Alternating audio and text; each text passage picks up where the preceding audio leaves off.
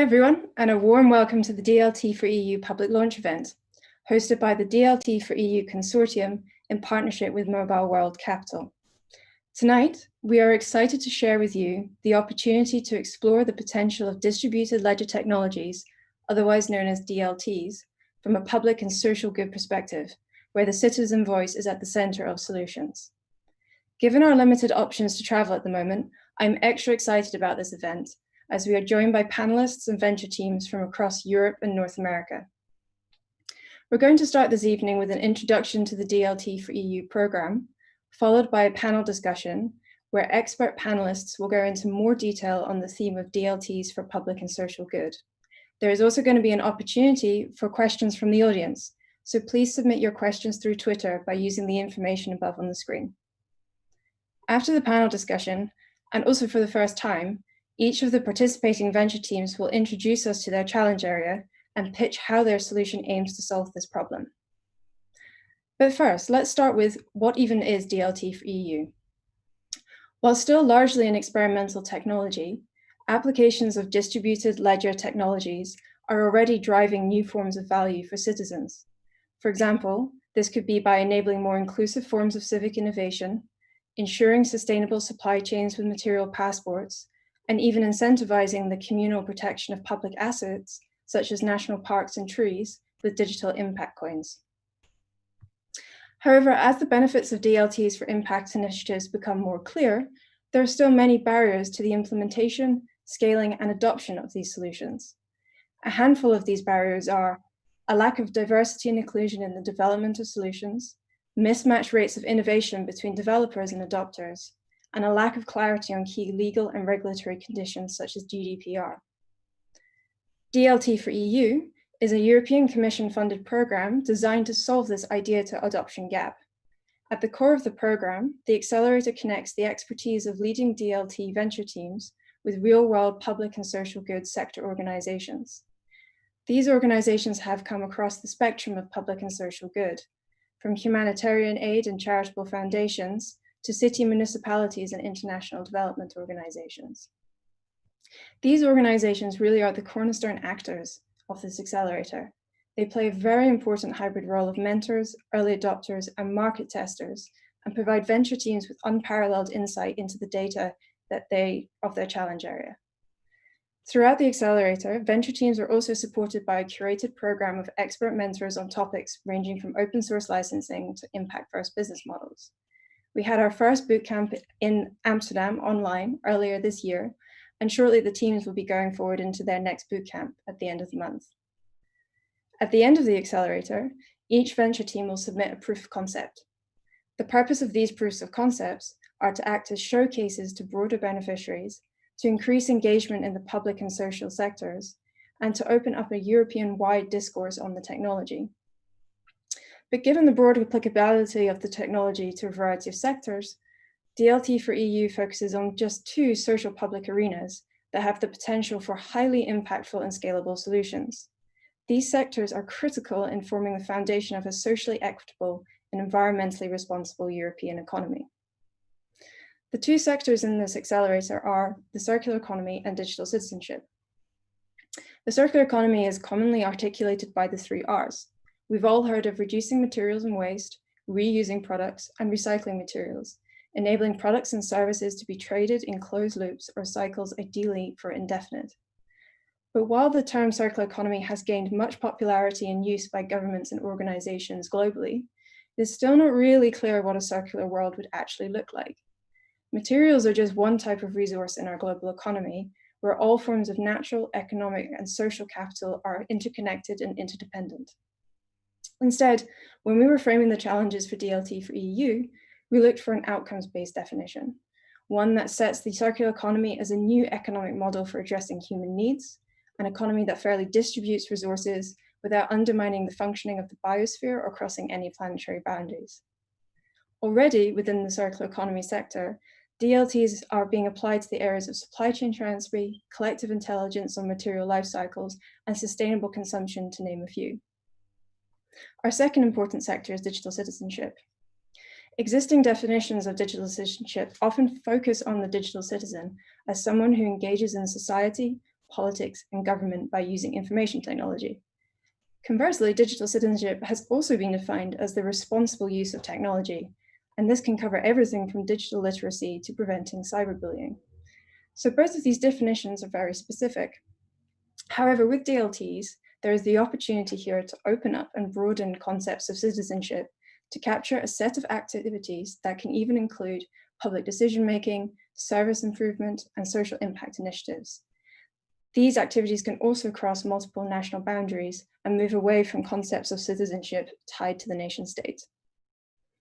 Today, DLTs have already responded to the areas of voting infrastructure, digital identity and inclusion, alternative currencies, and asset registration within the sector of digital citizenship.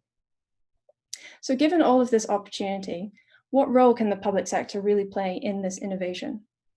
The public sector and the social goods sector itself has significant influence and impact on environmental, social, and economic issues. One example, the general government expenditure of the EU represented 46.7% of GDP in 2018. Additionally, the public sector plays an important role model for best practice and has a sphere of influence over many other sectors. They can play the role of the policymaker, the regulator, and also set the strategic direction of technological implementation. However, progress in the public sector experimentation and adoption of this technology has been slow to date. We're going to definitely jump in more in depth on these themes further throughout the event. So without further ado, I would like to introduce our panel moderator, Alexander Polvora. He is a researcher and policy analyst with the European Commission and the Joint Research Centre, with the EU Policy Lab and the Competence Centre on Foresight. Alex currently leads DLT4EU, a European Parliament pilot project in collaboration with DG Connect, where they're undertaking applied research on alternative DLT developments for the common good. Alex is an expert on collaborative, anticipatory, and experimental processes for both frontier science and technology and public and social innovation. So it's over to you, Alex. Thank you, Alice. Well, and first, let me congratulate the DLT4EU consortium for the amazing project you put up so far, and also for the amazing challenges that we're going to listen to this afternoon. And on top, just a special mention also to the organizations behind the consortium, Metabolic, Ideas for Changing Digital Catapults, which have been also outstanding in developing this program. Well, as Alice mentioned, I lead the project DLT for Good. Has a subtitle, it's called Co-Creating an European Ecosystem of DLTs for Social and Public Good. And I'll save you all the bureaucratic explanation of the European Commission lingo, but suffice to say that this is a project that the European Parliament asked the European Commission to develop, and this is something that happens sometimes. This field of applications has been on the radar of the European Commission for some time now. It was supported and funded, for instance, through the collective awareness platforms for sustainability and social innovation. It was a funding program. It was also supported more recently by the new European Innovation Council Horizon Prize on blockchains for social goods, which granted 5 million euros to 6 projects altogether. But this project, the DLT for Good project that I've been leading, and we have an outstanding team together with DG Connect and the Joint Research Center at the European Commission. This project emerges from a larger policy need at EU level. It was the need to envision and to test new public strategies and models to support the co-creation of a robust and cooperative innovation ecosystem. An innovation ecosystem that can boost the DLT use cases at large for social and public good. So for this, our efforts are placed on 2 things: scanning and researching the potential of DLTs in this space, and this is done through foresight and anticipatory frameworks. And it's also put on stimulating and backing the production, the uptake, and also the scaling up of DLTs in this context. And this is done through public and social innovation frameworks. And this last stream is in fact how we decided to co-design and support what is now this accelerator program, what is now the DLT4EU consortium. And the DLT4EU consortium, just for information, was selected through an open call for proposals that was quite competitive with 19 really amazing proposals. And we're really glad that these 2 organizations were chosen at the end. We know that DLT properties such as decentralization or disintermediation, for instance, can have enormous benefits. And they can have benefits not only at the level of technical architectures, but also considering things as a more distributed allocation of values and resources, or even in better or more democratic decision-making processes. And we also know there are numerous projects already out there, European and outside Europe, showcasing this and other possibilities. And in fact, at the Joint Research Center, we will soon launch a report in 2 weeks, we hope, detailing all this with a mapping of European initiatives. What we wanted to do with this DLT4EU program was something a little bit different, was to connect dots. We wanted to connect dots between the DLT properties and their potential, centralization, integration, privacy, smart contracts, and so on, project and use cases in these fields, such as the twin and green digital transitions, which this accelerator is developing quite well with the citizenship and sustainability frameworks that they've been taking over. But above all, we wanted to connect all this with public and third sector organizations, because we wanted to see how this can really work in sectors that are not usually those that adopt or do the uptake of DLTs. We wanted to see how real factual problems could be addressed by DLT solutions, also in ways that could have benefits and positive impact in the social and public goods. So without further ado, let's see how this is possible today. We have a wonderful group of challenges, and we have also a little bit of talk right now, and we'll open up with our discussion panel. And just to give you some rules for today, each panelist will have 5-minute opening statements, and then we'll move on to a more collective and I hope a more distributed model of engagement. And let me first welcome our first panelist, Piret Tonorist. Piret is the innovation lead for OECD in system thinking and innovation measurement at OPSI, with whom we collaborate also, the Observatory for Public Sector Innovation of the OECD. She also holds a research fellowship at the Ragnar Knut Department of Innovation and Government at Caltech. And Piret also does research in organizational studies, public sector innovation, technology governance, digitization, and decision-making under uncertainty. The Zoom floor is yours, Piret. Hello, everybody.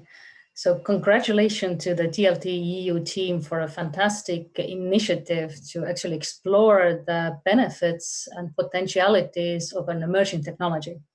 And I also lead the work on anticipatory innovation governance at the OECD at the Observatory of Public Sector Innovation. And for us, this is an exceptionally important type of thing that also coming from an international body involving public sector partners is emerging. That actually public sector starts to engage with emerging technologies in a very proactive way. That the public sector is able to define the challenges connected that they want to solve, and also on the ground actually look at the solutions in terms of DLTs, what the DLT can actually provide. So no technology is without design issues. All technologies have that kind of internal logic and design. So they have benefits and also also potential side effects. So the reality is that some of these things we don't see in practice until we start to actually apply them. So we think about back a little bit about the kind of mass production era. Mass production era brought a lot of welfare to a lot of people and built up the kind of the central family unit and welfare in the middle classes.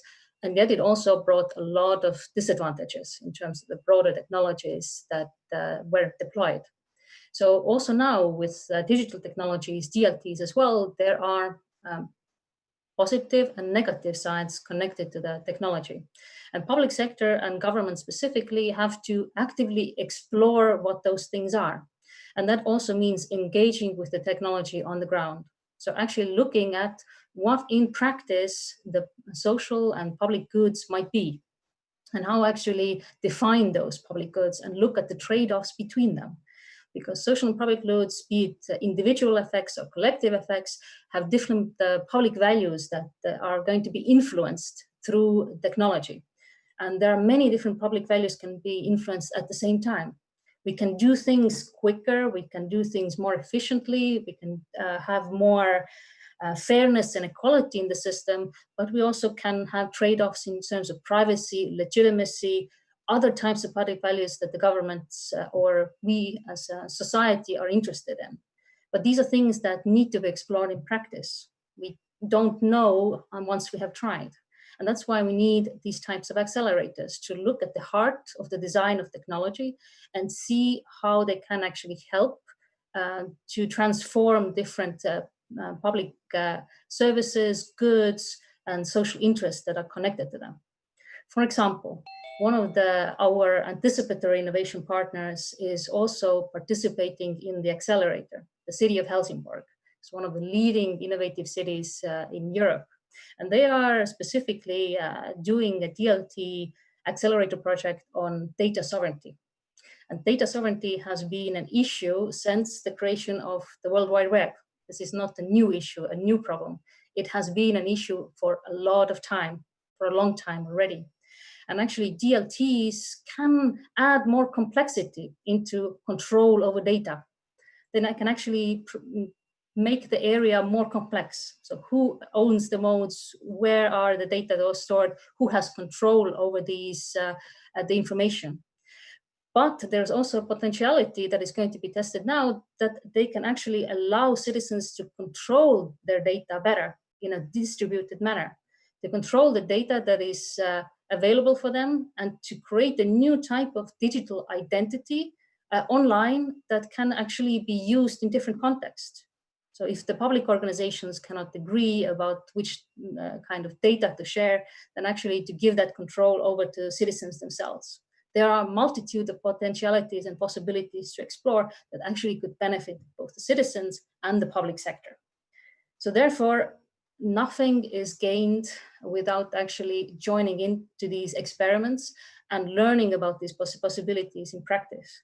This is what we call anticipatory innovation. We anticipate the future solutions, we move towards a preferable future, and we actually put the skin in the game in participating in these innovations on the ground to learn what works and what doesn't work.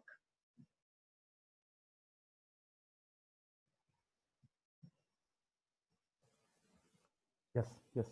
Thank you. Yay. So thank you, Piret. Let's now move into our second guest, Indy Johar. And Indy is the co-founder and the executive director of Dark Matter Labs, which is a Dutch-based multidisciplinary design team focused on designing and developing the institutional infrastructures from next generation property rights to smart perpetual bonds that are needed to respond to technological revolution and climate breakdown. And the team is currently working with governments, with UNDP and public institutions around the world. Please go ahead, Indy, the floor is yours. Thank you. Firstly, delighted to be here and delighted to be part of this panel. It's an extraordinary panel. And I suppose I start this conversation, and I'm actually looking forward to the debate.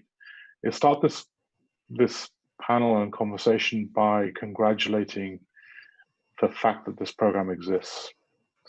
I think this program is really critical because I think one of the things that we are struggling with is, and I think where I would like to point us for a moment, is the monopoly of state and the monopoly of the private sector is equally problematic. And I think where DLTs are pointing us towards is a new form of radical civics, which transcend both the thesis of private and also public as a thesis of organizing, and move us away from the thesis of the public to the thesis of publics, multiple publics, which are divergent and actually able to be in creative tension with each other. So philosophically, I think this is really a critical piece of intervention by the European Parliament to start to think about what does radical democracy look like and what does democracy look like in an interdependent age. So situating this conversation from where the world, and I'll take this right down to practical, I think it's really worth recognizing that our institutional infrastructure was built on an idea of the world being infinite, and we saw the world through a series of objects. Infinite world object orientation. Our contractual landscape was built around one-to-one relationship between objects to objects. That was the efficacy of private contractual law. What we have now moved into is a small world scenario with our interdependencies actually being critical to our survival or our termination. And you could currently say that our interdependencies are actually driving us to becoming a self-terminating civilization, where our externalities are actually terminating us at a pretty rapid rate. So what DLT to me is a paradigm shift in how we think, is part of a paradigm shift of how we think about the world and how we construct the thesis of relationships and organizational model of change. So what I think is fascinating is that we see increasingly lots of technology, technological exploration in this reality, and we see some exploration in the kind of what I'd call the crypto token space. But what is more profound, I think, around this work, which I think is going to be vital, is even the idea of what is the corporation in a world of a DLT. How do you finance this work beyond the kind of ICO structures or that we've thought about for public good? I think is going to be critical. So what is the institutional landscape that's required to create these new radical civic spaces and civic organizing models is, I think, a really critical space. And for, let's be really honest, I think Europe right now sits as the last bastion of functional democracy. In that reality, there's an opportunity for Europe to really make forth with what is the future economy of a democracy, where distributed agency, yet interdependency is operationalized in a real way. And I think this is why this is not just a piece of technology, it's part of a zeitgeist shift of how we organize and how we structure. And I would really encourage us to really start to think about the other layers of financing and the other layers of governance and operationalization that are required to scaffold this technology so it isn't a captured technology of a kind of old world paradigm of financing. The final few points I would say is that this also opens up fundamentally different value models. So we're doing work, with various cities across Europe, whether it's Madrid or other places, who are trying to say, how do you finance 1 million trees? 1 million trees, financing 1 million trees when we know a tree is a liability on the city because it's insurance costs and it's maintenance costs. So most trees are chopped down after the age of 10 years because the value of a tree only matures after 40 years. That's a fundamental problem of how we account, but it's also a problem of how the attribution of value is understood.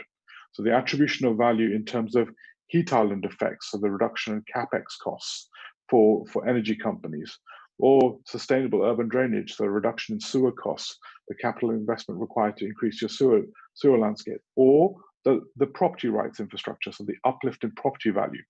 When you start to create these technologies, they create a mechanism to create many-to-many contracting landscapes, which are linked contractual value landscapes.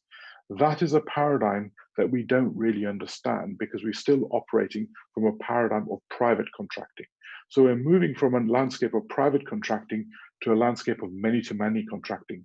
That is changing the value model that's possible. And that is a fundamental part of a zeitgeist of understanding.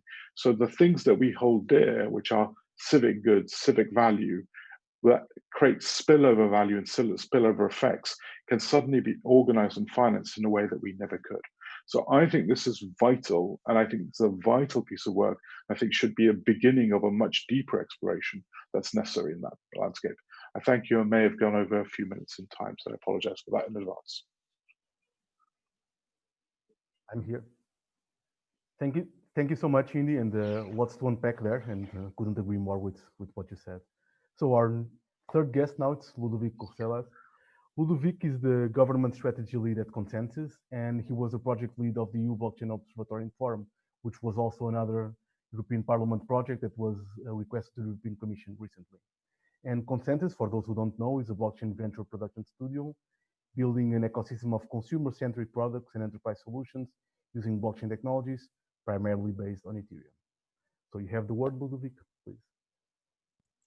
Thank you so much. So first of all, I would like to join my fellow panelists to congratulate this program and the people who are in this program for their work.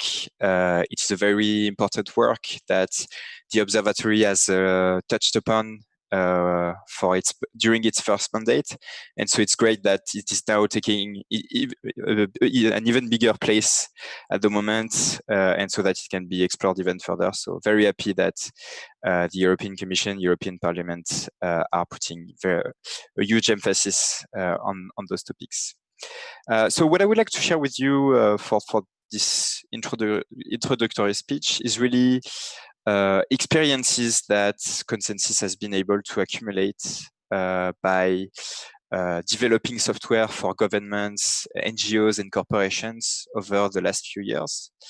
And so especially I would like to go over some of the elements that it takes to develop the technology that will fuel all those social and environmental use cases. And what are the attention points that should be highlighted and taken into consideration when someone wants to launch those projects. And so the first element that I would like to bring to your attention is the one of the connection between the different services and solutions. I will take a very simple example and a very good one when it comes to practical projects that have delivered huge benefits to people is the one of the World Food Programme, where the World Food Programme has been using blockchain technology in order to deliver food assistance to Syrian refugees in Jordan. And so when you look at this project, basically what this is trying to transfer value to refugees.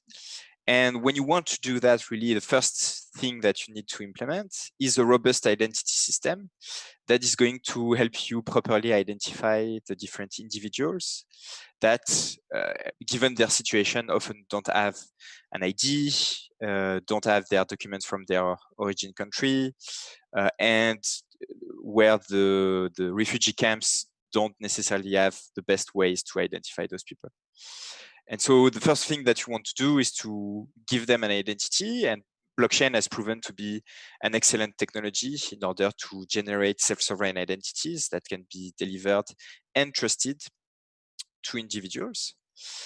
And so what is very important to take into consideration is that if you want this program to work perfectly, then you need to connect this identity system to a payment system or a transaction system that is going to make sure that the value that needs to be delivered is delivered to the right people in a timely fashion. And so this really highlights the importance of connecting different services and making sure that when you are creating an identity system, the technology that you are using and the technology that you are building is going to be directly interoperable and directly usable by other technologies, for example, payment systems. And so this interoperability today works very well. A good example is in the Ethereum ecosystem. When you want to have a payment address, the same payment address can be used as your digital identifier. And so you have one identity that is going both to be used for the payments and the identity. So you reconcile all this ecosystem and you work with shared standards. And so talking about standards, this is definitely one of the aspects that is the most important. So of course, there are many institutions like the CENELEC in Europe, ISO at the international level, or INETBA, the Ethereum Enterprise Alliance, Decentralized Identity Foundation. There are many more that are working on those topics. And obviously, this is one of the first building blocks, and governments have a role to play in this in order to make sure that the industry and the industry stakeholders and the governments can work together towards the same standards. And so this is one of the main elements. And so the second important element that you should take into consideration when building those services and solutions is the user friendliness. For obvious reasons, you want those solutions to be used by as many people as possible ultimately. And so this is where a lot of research comes into place, especially in order to abstract complexity. To give a specific example, this is where you have such an emphasis on the research on key custody, on key recovery, things that make it easy to use blockchain technology for everyday citizens, and that will allow them to benefit from the technology without having to confront with the hurdles that might appear sometimes. So this is something that is very important. And in the end, maybe to conclude this introduction, I would like to say that, of course, governments are one of the main sources of social and environmental impact projects. The first reason why this is the case is because when you want to use blockchain technology in order to improve government services, this is going to have a huge impact, a huge direct impact on citizens. When you give your citizens access to digital identities that then can be used for accessing those services in other government services in a better way, that's huge benefits for the citizens. When you have central banks that are working on payment systems, on central bank digital currencies in order to improve the financial systems, ultimately you are going to end up with social benefits for everyone. And so it's very important that governments take this role with seriousness. And I think that here in Europe, we are very lucky because Europe has for a long time now taken the lead in terms of what needs to be delivered for social good using blockchain technology. So that's very exciting. So glad you all had your opening statements, quite a lot to unpack for everyone. And please, people at home, because we are all at home today, but people there, if you want to ask us questions through Twitter, feel free to, or any of the other channels. We will try to address them as much as we can. I'll maybe now do just a short follow-up to each one of the panelists, and then we'll go into a more collective mode. Maybe for Piret, a question on how can anticipation and forward-looking perspectives help us with the successful, but more than that, with the not unnecessary adoption of DLTs in public and social sectors. Because one of the main issues that we've been seeing in a lot of this public and social space is that sometimes organizations jump without thinking that if this is a solution for them, or if there's any cheaper solution or alternative solution. And anticipatory framework, anticipatory innovation might play a big role in this. So what can you tell us about it?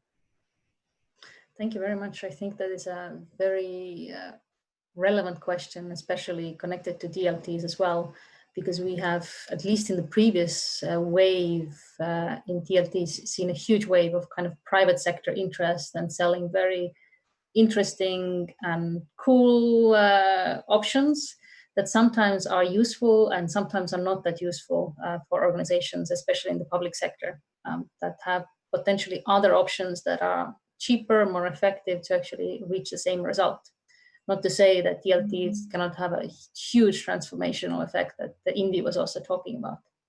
But how governments can actually engage with that is indeed into a kind of an anticipatory innovation mindset, to actually running experiments or thinking about the different potentialities of this technology, to thinking through what could actually happen through this technology, like what is possible, what is the areas of possibilities, and then not to commit to only one option, to think about different kind of future scenarios about how this technology could be applied in the kind of public context, but also how it could be applied without the necessity of having the public sector involved at all. So what the potential of kind of distributed governance that Indy talked about as well. So the governments have to actually kind of have that mindset and have that kind of innovation mindset as well, to say, like, let's see and try what is possible. Let's keep our eyes open and let's keep the possibilities open. And while doing these experiments on the ground, to also evaluate, did it actually bring the shift that I wanted to see? Was this solution, if I'm partnering with others, did I actually get what I was promised? Is it actually providing value for citizens or me as a public sector organization? So do that evaluation process there as well. So having that exploration phase within technology, not just going and buying what is being sold to you. So I think that is one of the kind of the core capacities that governments at this stage have to develop further to engage with these new technologies. Okay, so maybe we move to Indy with the follow-up, because Indy, you left a lot of stuff up in the air for us. And what I really wanted to ask you about is how can DLTs really contribute to change our value chains, especially considering new financing and governance models? Because we know that decentralization in DLTs can add a lot to technical architectures, and we start seeing how they can contribute to really shift this paradigm that you were talking about and moving us from more private to a more commons or peer-to-peer production model. So if you can elaborate a little bit on that, it would be amazing for us. Yeah, I mean, obviously they create some of the primary infrastructure that allows, for example, we can do multi-actor investment models. So the contractual infrastructure is not only transparent, you can change the relationship of how revenue is shared dynamically between organizations. You can do fully linked, transparent trust around that because it's fully visible. That allows for a whole chain of value. In a way, you can create participation of value all the way through the chain rather than creating participation based on actual tradable understanding of what the tradable units are. So it allows for fundamentally different economies. And I think at every level, I think we've only begun that story. That's the other part of the story. So I think that this is just the beginning of the story.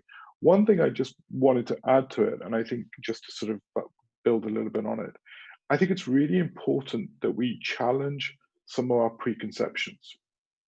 So, and again, I'd like to have a conversation about this. There's a lot of focus on identity.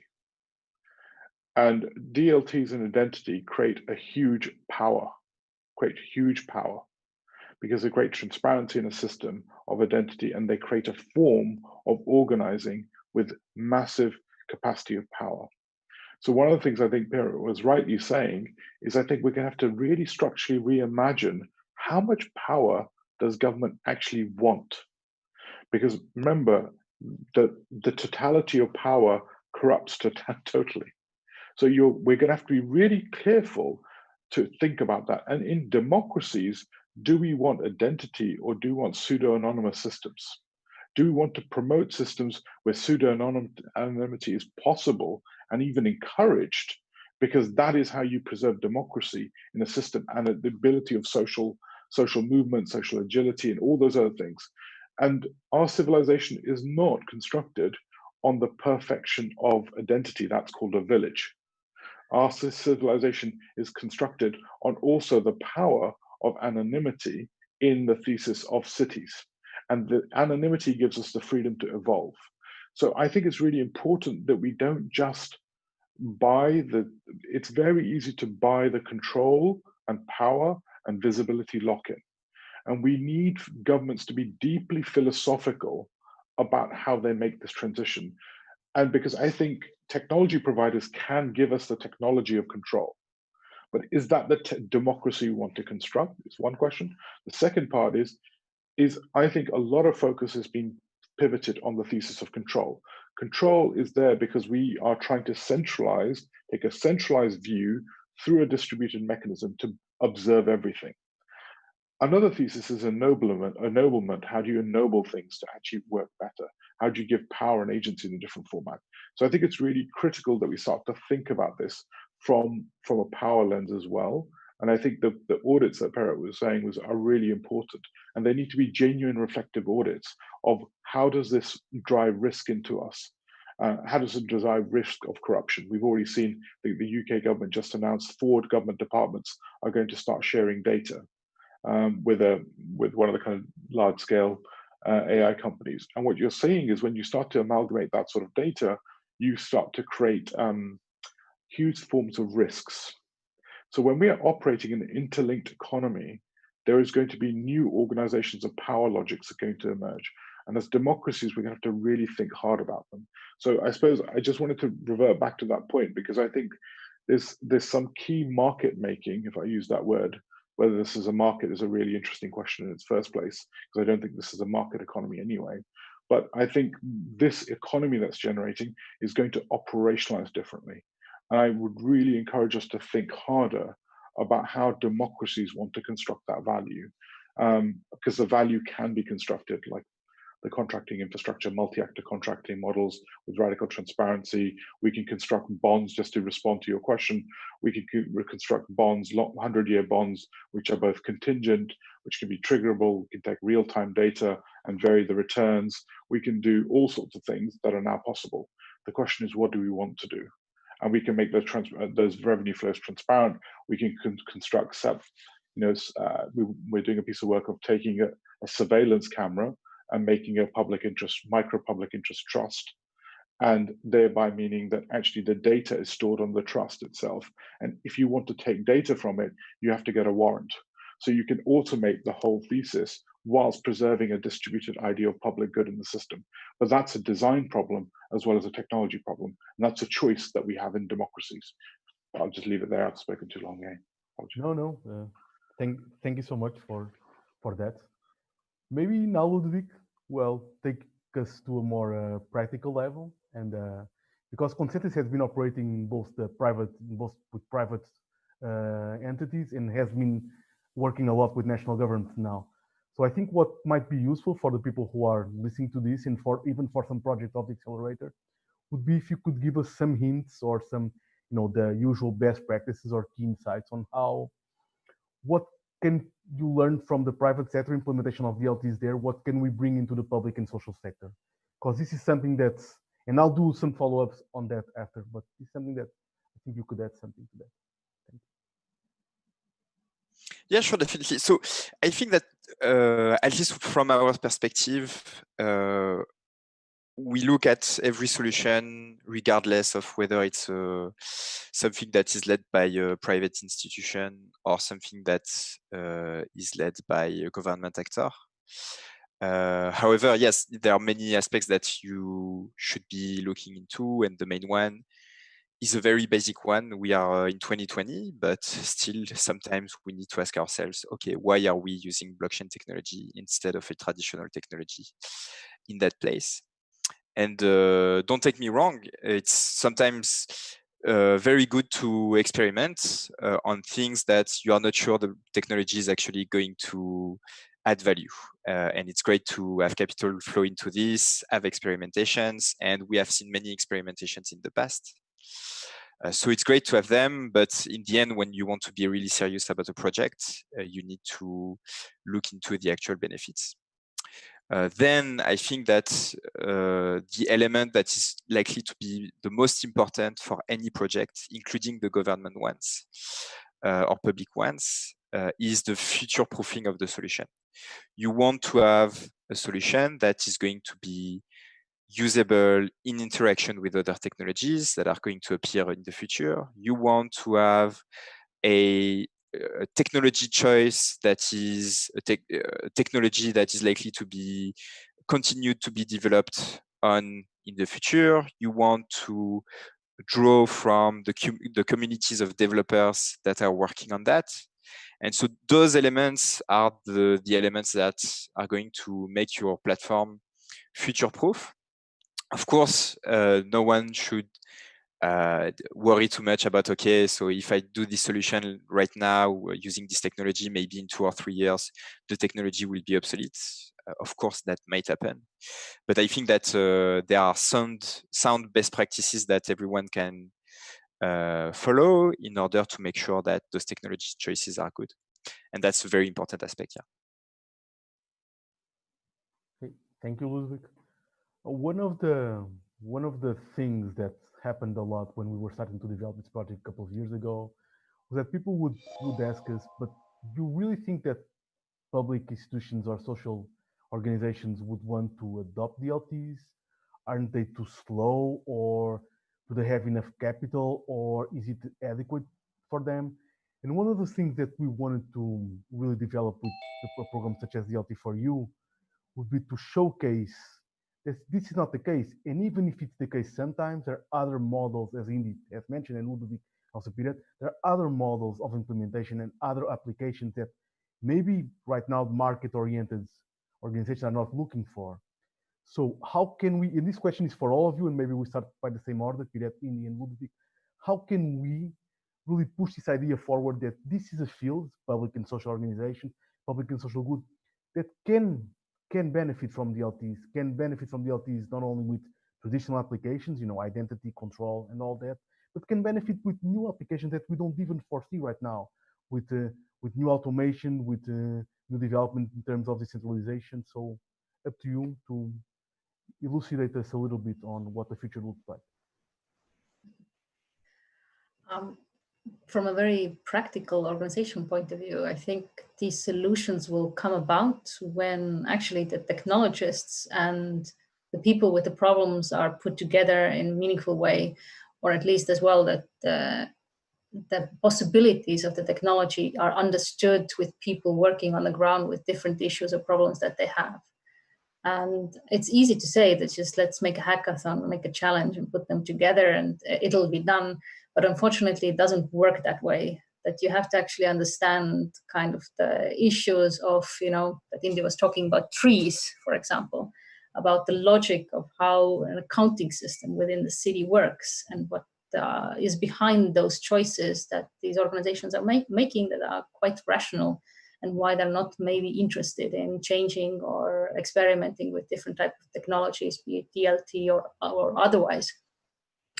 And also in one of those kind of areas that you mentioned as well, that there sometimes is a lack of money, or what is actually the problem within the public sector as well. And I'm looking at it from an organizational perspective, is that as public sector is not like a unified identity that says that we will look at these DLT experiments all together and then we'll make a decision, for example, what data sovereignty or digital identity will look like. Unfortunately, also public sector organizations are composed of very different bodies with very different interests, and to actually agree upon, kind of how the standard setting process happens in reality is much more messier than, the public sector or government as a whole wants you to see. There's no, when we are actually exploring things or technologies, there usually isn't a common perspective about their usefulness or what should be used or what shouldn't be used. So I think before we actually reach a more maturity in these kind of demonstration cases, that we can actually see effects of a technology in new fields and the possibilities of that it's demonstrated. And of course, the laggards or non-believers will not, also in the public sector, in different organizations, will not, jump on board on these kind of things. So the more demonstrations and explorations we can have that actually demonstrate that distributed power relationships are possible. Like we have, if we give over power to citizens to actually decide upon how different data or different resources of value created and different resources can be decided upon, then, this change will not come about. Indy, you can go on. Yeah, I mean, I suppose to both complement, I think, Barrett's perspective and Ludwig's perspective, I would say it requires intentionality. So I think if you look at what Beijing has announced in terms of what it's going to do in terms of DLT technologies, in terms of moving forward, I actually think we need to be structurally intentional in recognizing this as potentially, and I would say I don't think it's technology focus, but the underlying structure is what we're moving towards. A form of connected relationship infrastructure is going to be more and more evident. I think governments need to be really looking at how they create the lead markets. I use the word markets in quotes because I think there's new language required here for this reality. This requires registries to be rebuilt or constructed. This requires investment. And I think the investment is not in governments. The investment is in creating the markets that sit on top of them. So if you take a land registry, it's not the cost of the land registry that's interesting. It's what that does to your property economy that's interesting, because it will open up a whole new landscape in terms of how you deal with property in the 21st century. It will open up whole new rights and possibilities, the kind of unbundling of property rights that's possible as a result of it. So I think we have to start to see these as not costs in government, but actually mechanisms to unbundle and create value in society. And I think this requires a strategic, transformative intent.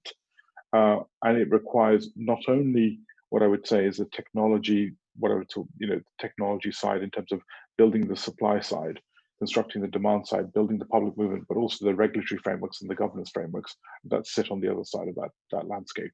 And only together can we do this, but it does require radical intentionality. I think we are at risk of moving far too slow to make Europe what it needs. This is our, just to go back, there's an American stack of technology, there's a Chinese stack of technology, there's an emerging Russian stack of technology. This is an opportunity to construct a European stack of technology, which I think is really vital. And that requires massive intentionality from almost an auto defense perspective of how we're operating. I'll stop there. Thank you. Thank you. Ludovic? Yeah, sure, very quickly. So I think that this question is very interesting. Like every time you are trying to talk about adoption, about trying to convince public actors that they should invest into blockchain, that they should create blockchain projects and stuff like that, I think that the only thing that actually matters is value delivered.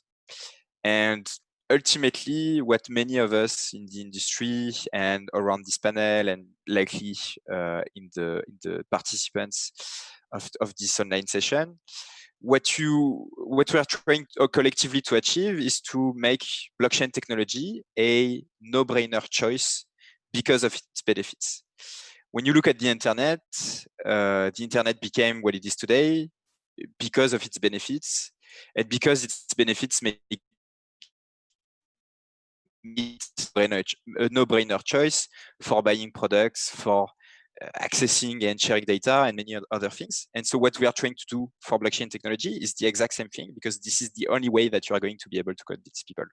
And so an excellent example is again, the one of the World Food Program. Like when we look at the project, and I remember again at the beginning of this year when we had this session in Barcelona about blockchain for social good, and the director of the program was highlighting some of the benefits. So the benefits that they were looking into were accelerating the velocity of the money. So how fast is the money going to go to the refugees, make sure that the money is going to the right people, and that no money is lost or that it is misused. But in the end, when they were looking at their projects, the cherry on the cake was that their transaction fees, like their financial transaction fees, was reduced by 90%. And this was not even an intended result of the project. This was just a side effect of using blockchain technology. And I think that this is the perfect example of using a technology that comes with so many benefits that in the end, you don't even think about using something else. And that's what we should be looking for together. Okay, thank you all. Maybe I'll just go into one last question, or maybe two, let's see. That's coming from Twitter, from Irmak and Karel, which is, I think, it's a really nice question, because we've been discussing this at European level now. And the question is, it's quite targeted. It is for all of you. How can the EU help break the increasing monopolization of data ownership? And I don't know if you know about this new project Gaia. In fact, the president of the Commission mentioned it yesterday on the State of the Union speech. So how can the EU, or how can big players or national governments or even other players in this space help to break this monopoly of data? And also, just to add to that, another question that is coming from the internet, because you might want to aggregate them. Who pays for this? Who pays for the computation? Who pays for the whole infrastructure? Whoever wants to jump in, or I can just point to one of you. Indy, yours.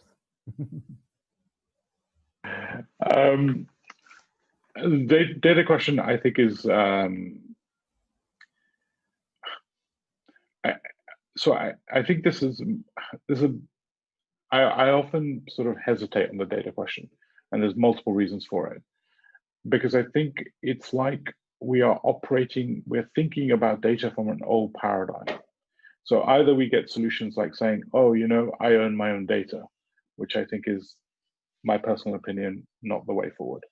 Or you get solutions where you say, well, actually, those that are harvesting the data, they own it, and that's not the right solution. I think we have to understand we're operating, the data and DLTs are a new class of organizing that are structural monopolies in their own right. They create monopolistic effects. So the more you have, the more powerful it becomes.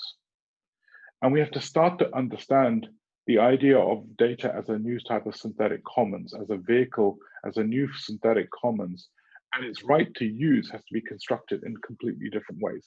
So the issue is not necessarily data, it's the right to use. And who has the right to use under what conditions? And the use rights our data are more interesting to me than the pooling of data. And historically, we've had lots of different models of dealing with use rights. Use rights is not new. We all know how to do it. So for example, if you're a doctor or a nurse in a hospital, you're not allowed to look up patients' data on the basis that if it's a friend of yours, you want to look it up, you're not allowed to. If you're found to do it, actually, you can be sued, you can be effectively disbarred from your professional duties and everything else. So the question is we end up focusing on data. So the first question is, what is it? I think it's a commons value. And I think we have to think about it as commons. So anyone that holds it is a custodian. So anyone can hold it. Then I think the question is, who has the rights to it? And I think we should be talking about a new idea of rights to use data and constructing legal accountability on the rights to use. And that's a much more effective way of managing this data economy in a different model. Because I think we mustn't get to the point of fracturing our data infrastructure so we cannot build the infrastructure that China is building at a rapid rate. Remember, this is also a transglobal reality that we're operating into. So we need to be able to construct the data infrastructure in an ethical format. That would be my way of looking at the problem. And the who pays for it, I actually think I think the token stuff is just a beginning of a game. Microfractional machine-to-machine economies means that you can actually pay for this in every transaction. You can do hundreds of things. And I think I wouldn't get locked into the cryptocurrency as the only solution. I think they're one class of solutions. I think there's lots of other solutions in terms of payment structures and affordance of value, taking a small percentage of transaction fees in every fee, making that fully transparent. I think there's hundreds of payment structures. And the question for me is that payment, is it a tax? Is it a kind of, is it a state model, or is it effectively a machine model for a public interest trust? And then that I think is more interesting. So I'll leave it there. I think my panelists can do way better than me. No, perfect. Ludovic Piret, any monopoly of data or paying for infrastructure? I fully agree with India on this one as well, that actually the value of data and these models is essentially the ability to learn from the data. As Andy was saying, the use of the data itself. The more you have access to data, the more you can actually learn and build up algorithms that even, the kind of the data analytics capability that you build on top of that once you have access to more, you can actually learn from more as well. So the uses of that data that become the kind of the real value or the real magic or the real value created out of these transactions. And that is the thing that you have to actually be careful about.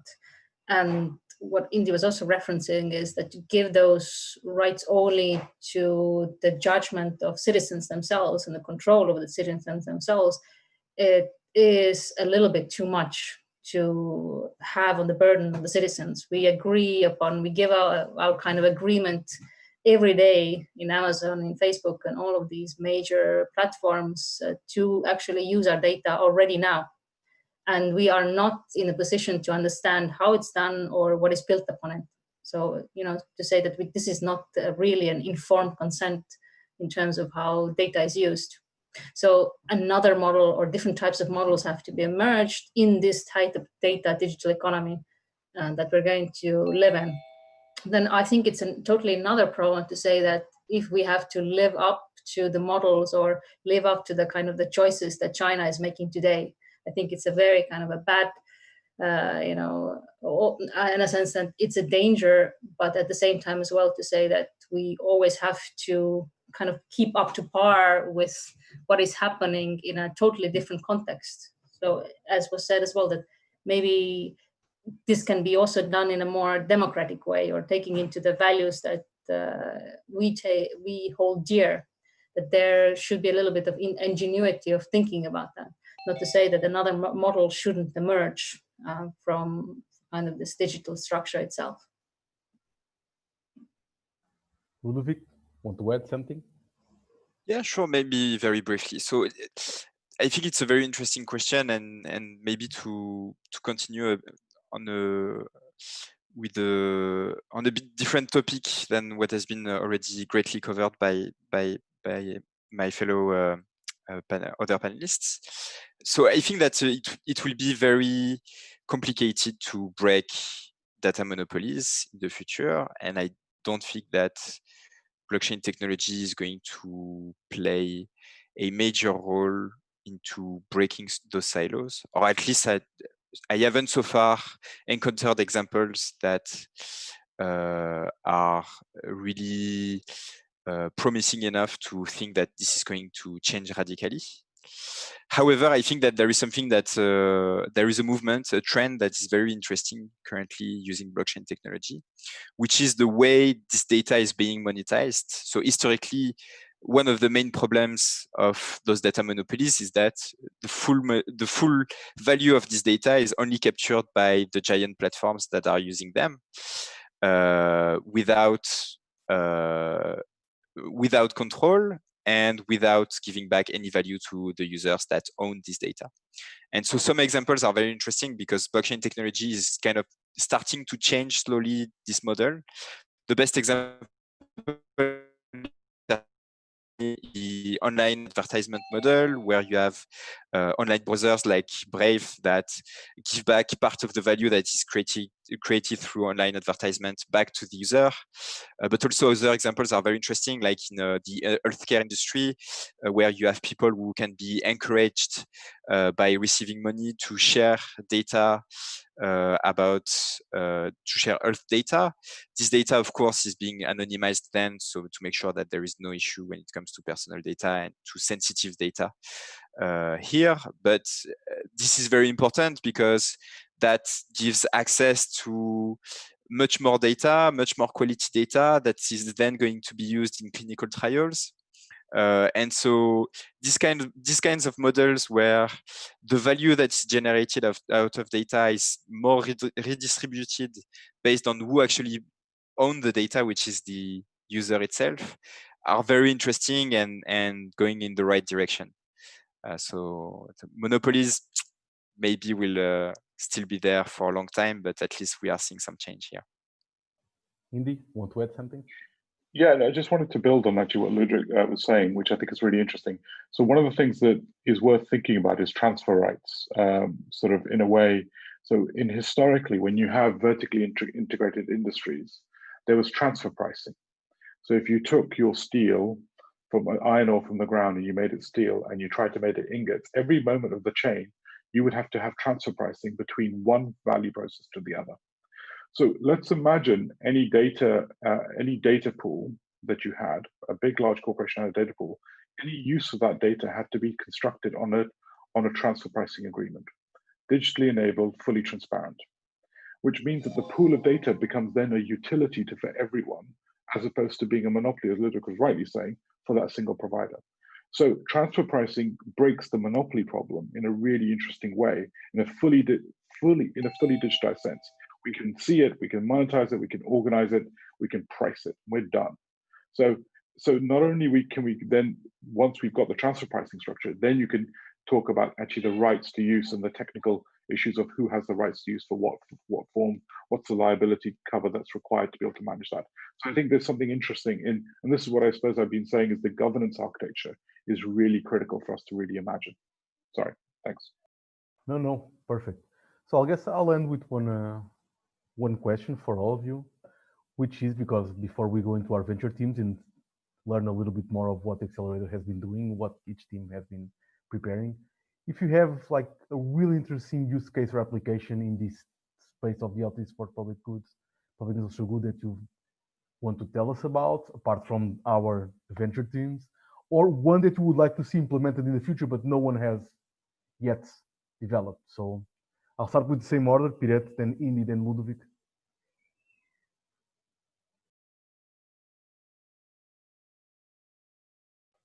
Pirette, the floor is yours. Or Indy, floor is yours. No problem.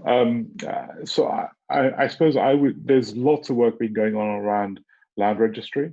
I would like some really more radical work to be done on future land registries and how you can unbundle property rights and how you can do micro trades and linked value infrastructure off the back of it. I think the technology is almost prime. We've tried a lot of those registries out. I think there's a whole bunch of value to be constructed in unbundling those rights, i.e. use rights, i.e. All the way from kind of micro use rights to energy rights of a location and being able to trade those and organize them. So I mean, it's a very now place reality, but building the registry infrastructure, which actually fundamentally starts to create that optionality, I think would be very powerful. Ludovic? Yes, thank you. So if I had to make a wish, I would say that I would love to see more efforts put into identity systems that leverage blockchain.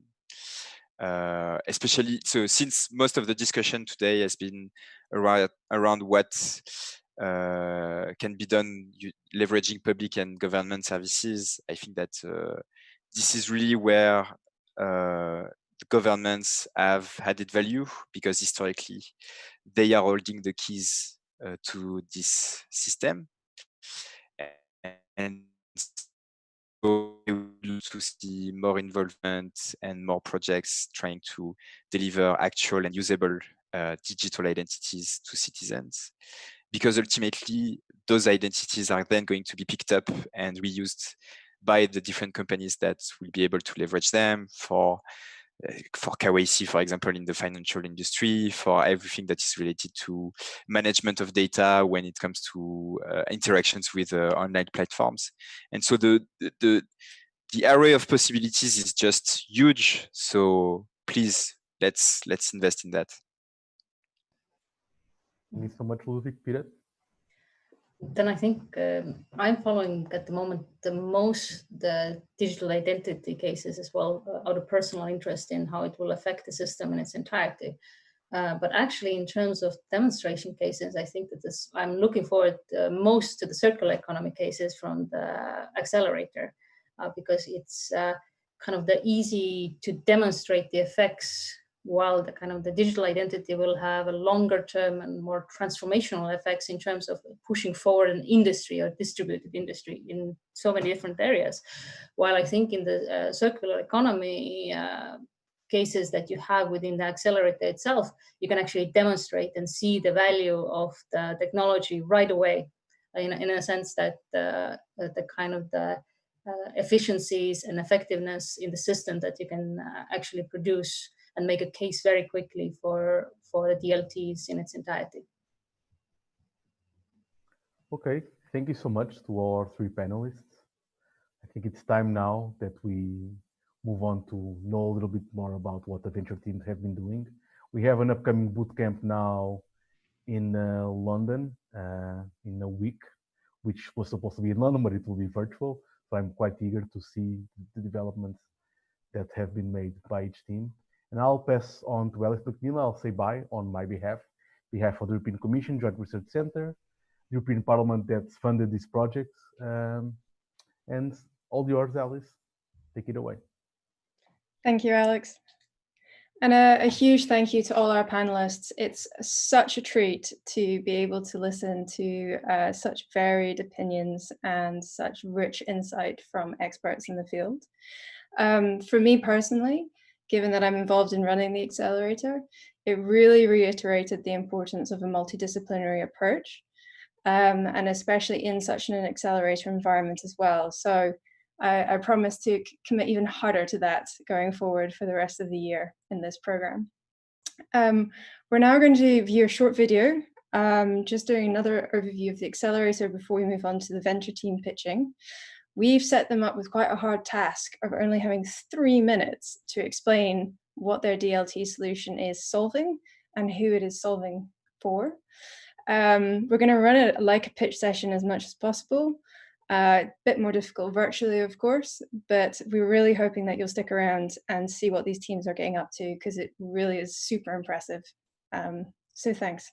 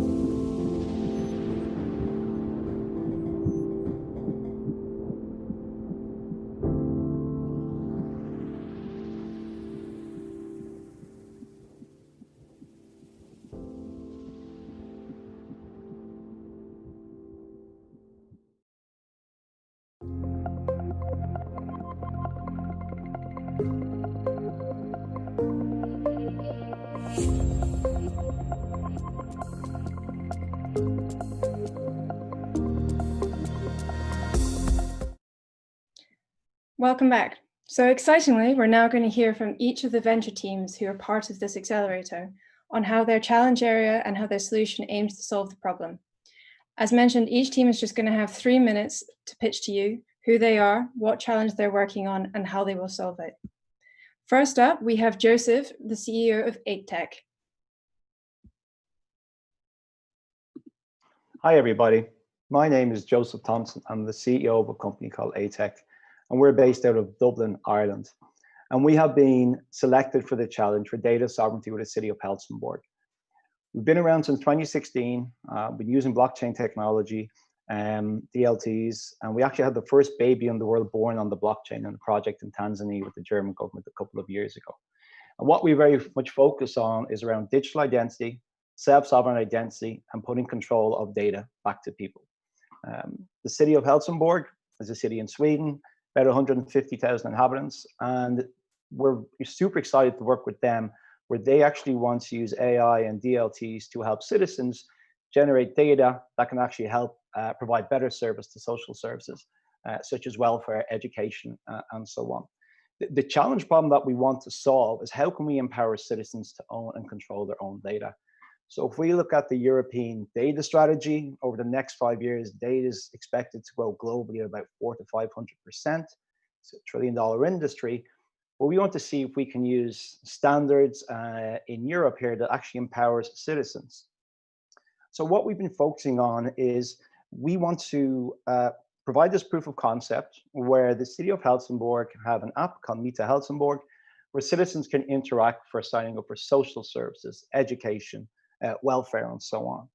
And we're building an API where the citizens actually have what we call a data cage or a data vault, where their data is controlled and they can decide how it can be accessed, who they can decide to share it with. That's for the pilot. What we want to see post-pilot is how can this be rolled out across Europe, across other municipalities. The city of Helsingborg is one of Europe's most innovative cities, and it's in a recent competition for the most innovative city in Europe. So for the example, if I move from Ireland to Sweden, can I bring my pension data, my health data, my banking data with me? Can I access different services as I move across borders within Europe? Europe has put a framework in place called the European Blockchain Services Infrastructure, EBSI. So with these standards and frameworks, a person's identity should be interoperable, it should be portable, and they should have control and decide who they want to actually access it. But it should be to provide them with better services, but also if they choose to share that information with public services, that data can be used actually and anonymized. But again, there's going to be, there needs to be better product innovation, better product usability, especially using blockchains. What we see is one of the derivatives of identity and this value in creation of data is clean, structured data is going to be the most important commodity over the next 5 to 10 years. So working with the city of Helsingborg, put citizens at the core and building a solution that helps them own and control their own data. We hope to spread this beyond the proof of concept to cities all across Europe. My email address is joseph@atechnology, so feel free to reach out if you have any questions. Thank you. Thanks very much, Joseph. We're now going to hear from Areti, the Chief Operating Officer of the best named blockchain company in the world, Alice. Hello, everyone. Thank you, Alice. I'm Areti Campilli. I'm one of the 3 co-founders of Alice, the company that automates data management and analytics for the impact sector. Now, the challenge, the issue that we're tackling in our VFL, our virtual field lab, is the fact that at the moment, humanitarian aid is distributed through processes that are very manual, costly, and time-consuming. Our challenge owners for this are the Digital Future Society, a program of the Mobile World Capital Barcelona Foundation, and the Vodafone Foundation. And the proof of concept that we're building here will be applied on Vodafone Foundation's Instant Network Schools program, which provides children in refugee camps in Africa with digital learning content, offering them essentially the opportunity to education. The program has already helped 86,000 young refugees, and it aims to reach over 500,000 by 2025. To enable Vodafone Foundation to report on the impact of their work in a time-efficient and cost-effective way, we'll build a prototype that will automate the analysis and visualization of the program's impact data. And let's look at how we're going to do this, of course, using DLTs. So based on DLT technologies, we will build a self-sovereign identity for every young refugee or their carers, making them the sole owner and manager of their data. Any data that they will receive from the program will be attached to that sole sovereign identity and be, of course, fully encrypted. On that data, we'll build a machine learning data analysis and visualization protocol that will automate impact reporting and thereafter personalize those reports for every stakeholder based on their predefined data requirements. So beyond this program and the Vodafone Foundation, in order to commercialize and scale a prototype, we'll turn it into a very simple plug-and-play technical standard. This way will enable any actor in the impact sector to automatically generate knowledge and insight from any source, any form of data input, while of course making sure that their beneficiaries are the sole owners of that data, and we will remunerate them for sharing that data, of course. As a result, nonprofit foundations, impact investment funds, donor-advised funds, and governments will drive data-led decision-making and therefore allocate funds a lot more effectively, and of course, cut significantly admin costs and all manual processes. Thank you very much. Great, thank you, Areti. I'm now going to hand over to Nicola from Akron, the co-founder.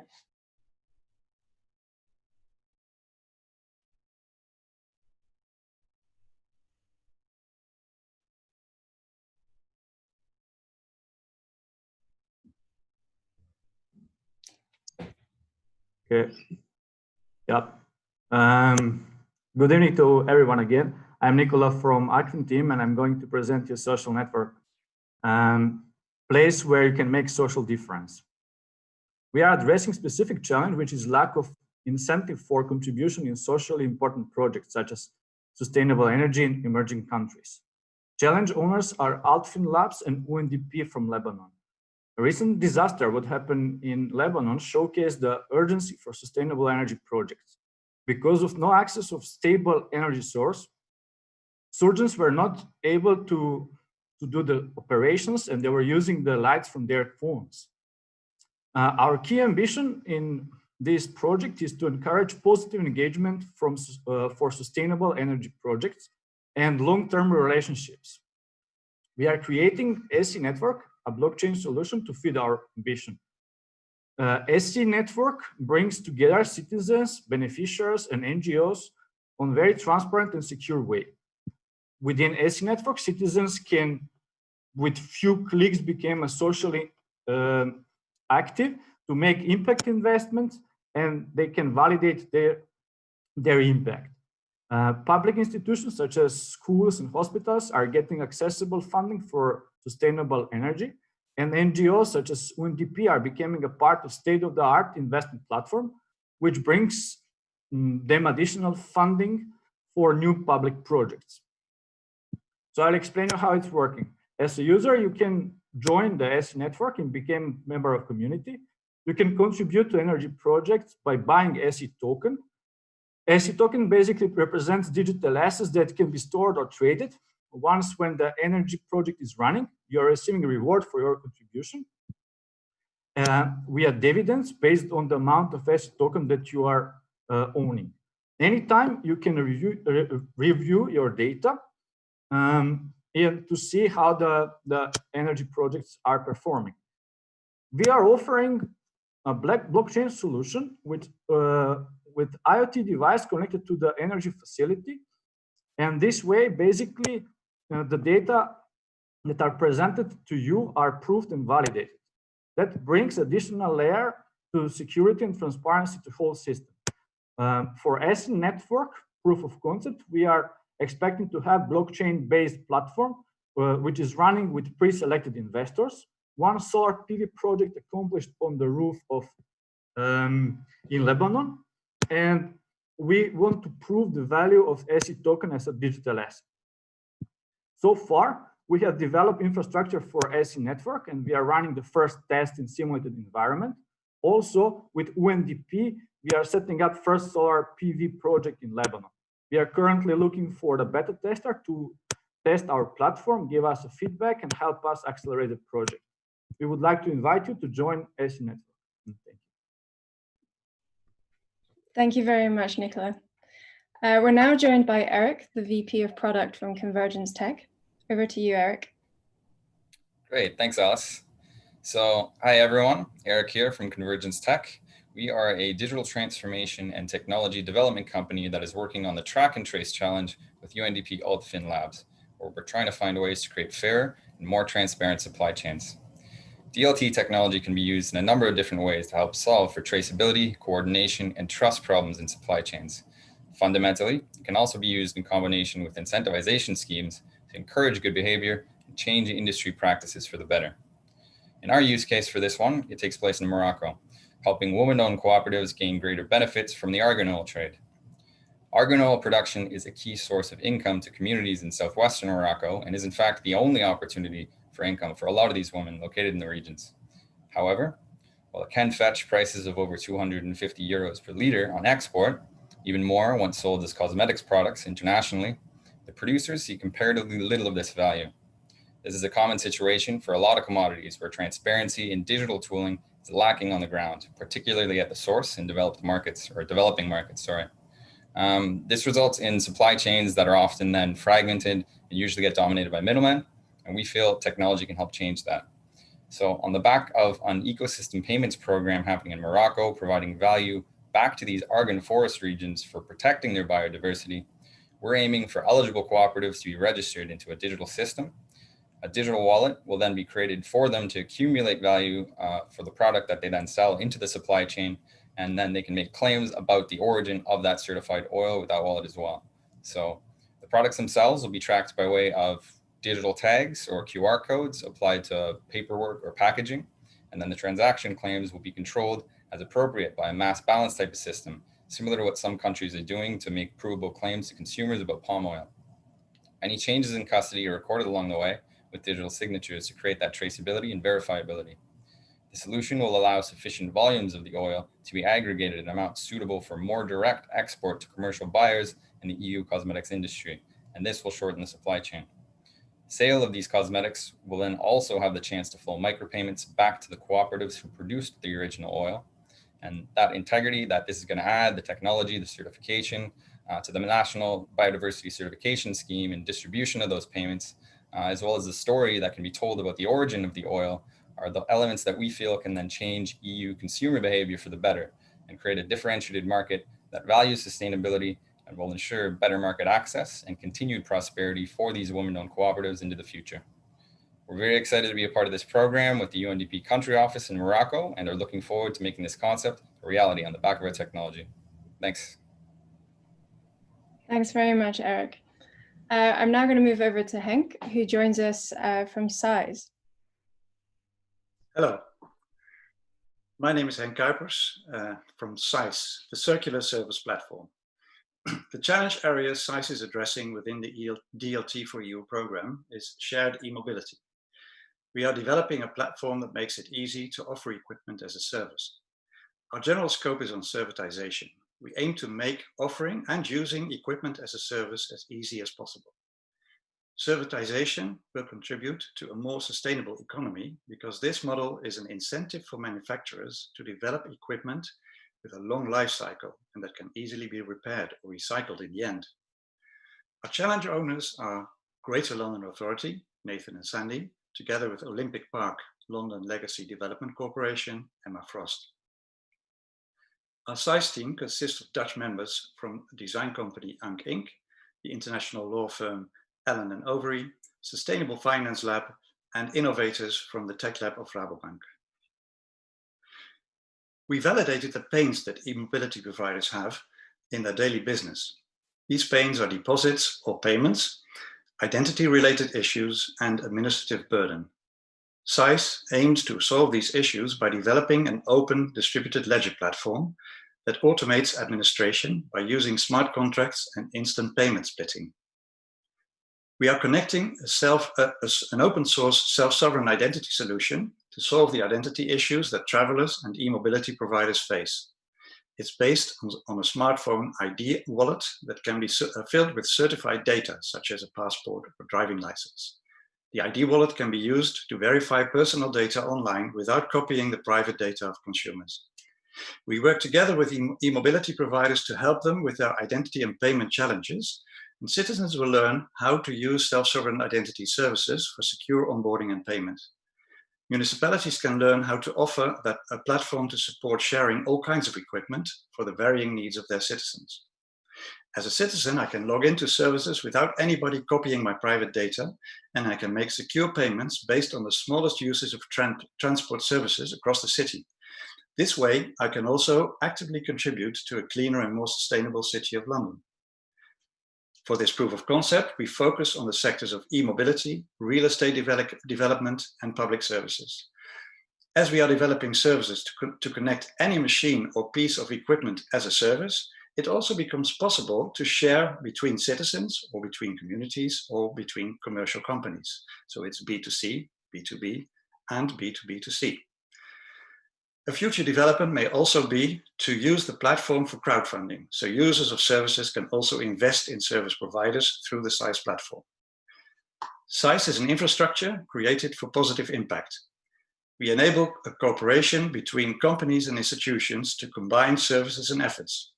Within the DLT4EU program, we aim to build a proof of concept in a real-life environment that demonstrates the value of the equipment as a service business model. Thank you. Thanks very much, Henk. We're now going to move over to Stacker, who's one of the co-founders of DISCO. Hi, I'm Stako. I'm part of the DISCO project, and DISCO stands for Distributed Cooperative Organizations. It's a commons-oriented, feminist, economic, and cooperative alternative and critique of the DAO, the Decentralized Autonomous Organization. For this project, we will be enabling a citizen-led textile commons for the city of Amsterdam, and it will provide flows of value between makerspaces, the textile sector, designers, students, clothing shops, basically anyone who's wearing clothes, and I'm sure there will be a lot of people that way in the city. And it brings a feminist and ecological economics approach to DLTs. Circular economies are not exclusively based on supply chains, but also on relationships between humans and care works. And while the blockchain space talks a lot about decentralizing power, how about we also, how we decentralize power and influence and privilege, not just to decentralize cryptographically validated technological structures.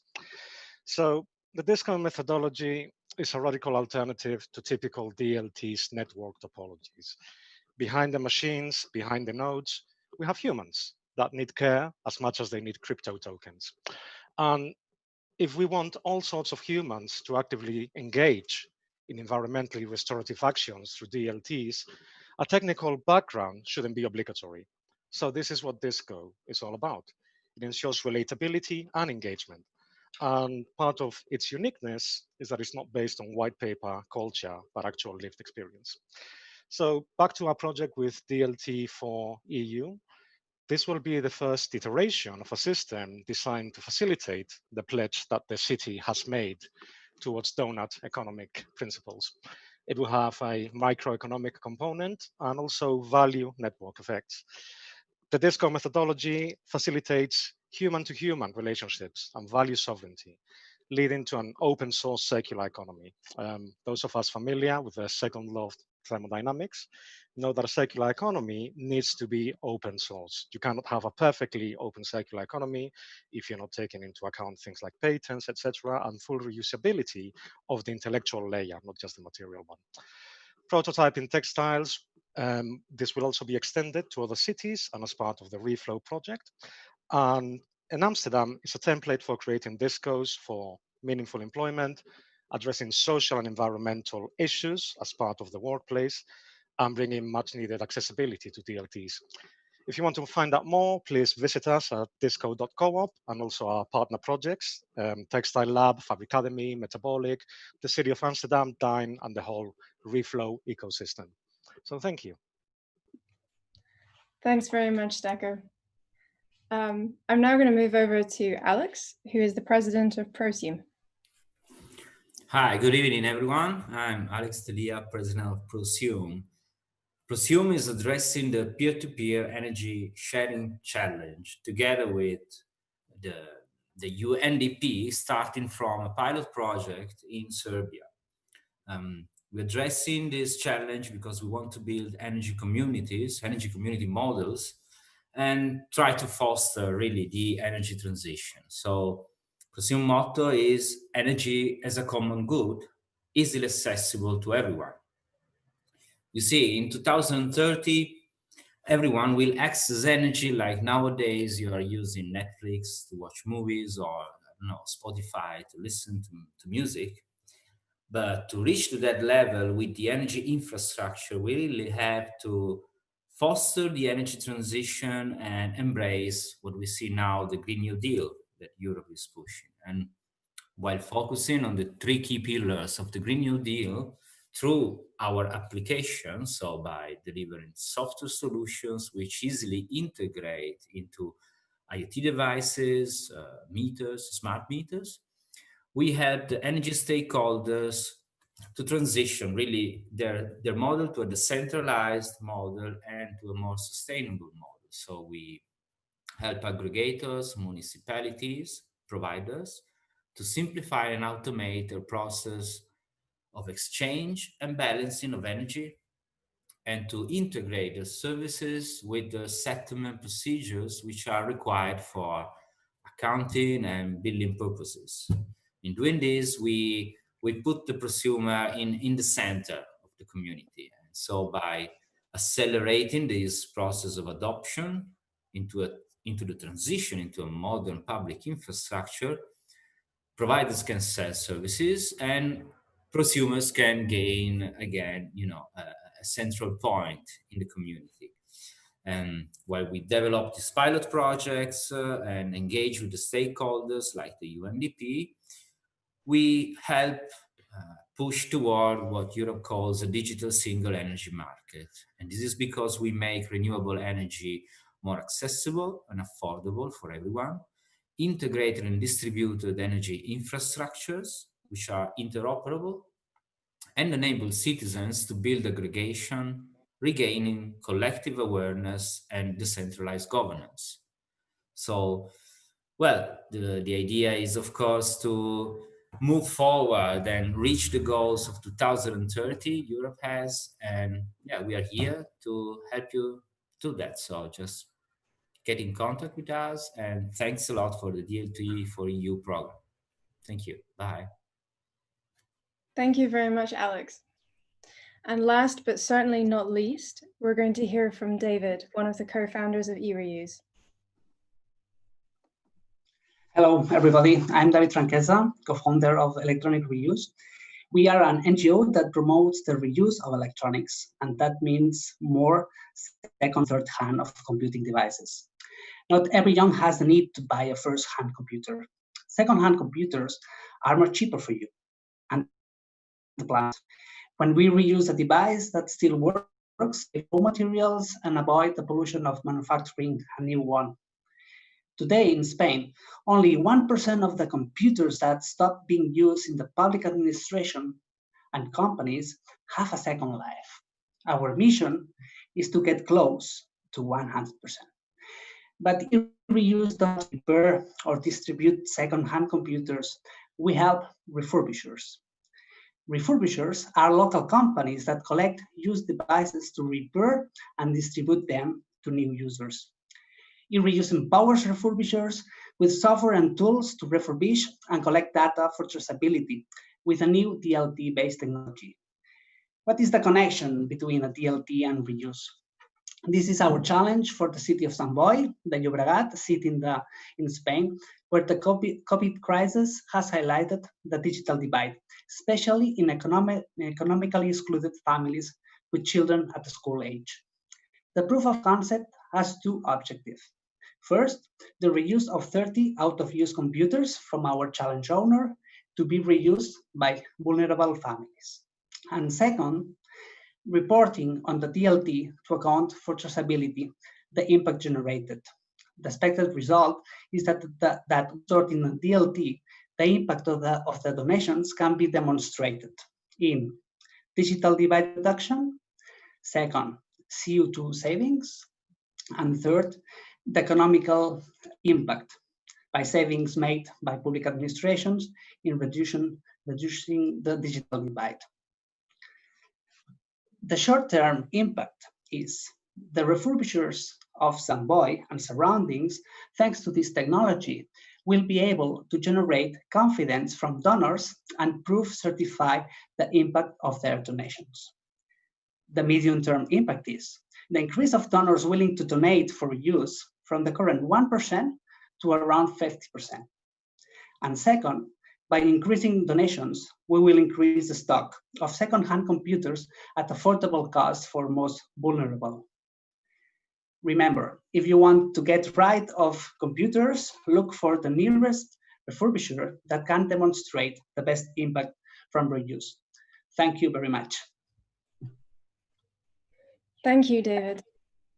And thanks to all of the venture teams. I'm very impressed, and you've all finished the time. So we've regained some time.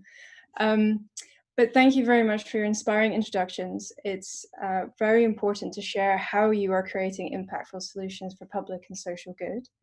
It's very clear from today's event that DLTs are already helping to accelerate the transition to the circular economy, as well as create safe systems for digital citizenship. Importantly, DLTs have a role to play in ensuring these transitions happen in a fair, transparent, and inclusive way. So what happens next in DLT4EU? Over the next few months, these venture teams will be testing their proofs of concepts with their challenge earners and reiterating on the solution based on user feedback and experience. After the submission of their proofs of concepts, we're going to be hosting a final event where each team will demo their solution, and selected teams will go on to receive further seed funding from the European Commission. If you're interested in joining the conversation on DLT4EU, please do take a moment to check out our website and social media channels. But for now, I wish everyone a good evening and thank you again for joining.